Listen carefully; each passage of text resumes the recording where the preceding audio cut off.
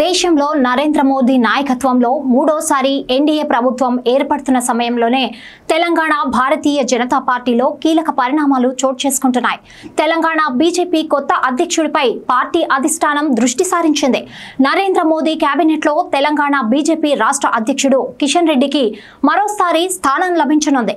దీంతో తెలంగాణ బీజేపీకి కొత్త సారథిని నియమించే పనిలో పడింది. ఈ నేపథ్యంలోనే తెలంగాణ బీజేపీ సీనియర్ నేత మల్కాజ్గిరి లోక్సభ స్థానం నుండి విజయం సాధించిన ఈటెల రాజేందర్ కు బీజేపీ అధిష్టానం నుండి పిలుపు రావడం గమనార్హం. దీంతో సోమవారం పార్టీ అగ్రనేత అమిత్ షాను కలవనున్నారు ఈటెల రాజేందర్. కేంద్ర కేబినెట్ లో చోటు చేసుకున్న తెలంగాణ నుండి దాదాపు గెలిచిన ఎంపీలంతా ఆశలు పెట్టుకున్నారు. అయితే కిషన్ రెడ్డితో పాటు బీజేపీ జాతీయ ప్రధాన కార్యదర్శి కరీంనగర్ ఎంపీ బండి సంజయ్లకు మాత్రమే నరేంద్ర మోదీ కేబినెట్ లో చోటు దక్కింది. దీంతో ఈటెల రాజేందర్ ఒకంత అసంతృప్తి చెందారని వార్తలు వస్తున్నాయి. ఈ క్రమంలో అమిత్ షా నుండి ఆయనకు ఫోన్ కాల్ వెళ్లింది. అస్సాం ముఖ్యమంత్రి హిమంత బిశ్వ శర్మను కలవాలని ఈటెల రాజేందర్ కు సూచించినట్లు సమాచారం. దీంతో కాసేపటి క్రితం ఈటెల రాజేందర్ అస్సాం సీఎం హిమంతను కలిశారు.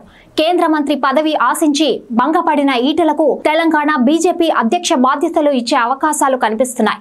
ఈ విషయంపై హిమంతతో జరిగిన భేటీలో చర్చకు వచ్చినట్లుగా ప్రచారం జరుగుతోంది. ఇక సోమవారం అమిత్ షాను ఈటెల రాజేందర్ కలవనున్నారు. ఆ తర్వాత తెలంగాణ అధ్యక్ష బాధ్యతల అప్పగింతలపై స్పష్టత వచ్చే అవకాశం ఉంది. తెలంగాణ మాజీ మంత్రి ఈటెల రాజేందర్ కు ప్రజలతో మంచి అటాచ్మెంట్ ఉండడం, మాస్ లీడర్ గా పేరుండడంతో ఆయనను పార్టీ అధ్యక్షుడిని చేయాలని బీజేపీ అధిష్టానం భావిస్తున్నట్లు తెలుస్తోంది. దీనిపై త్వరలోనే స్పష్టత వచ్చే అవకాశం ఉంది.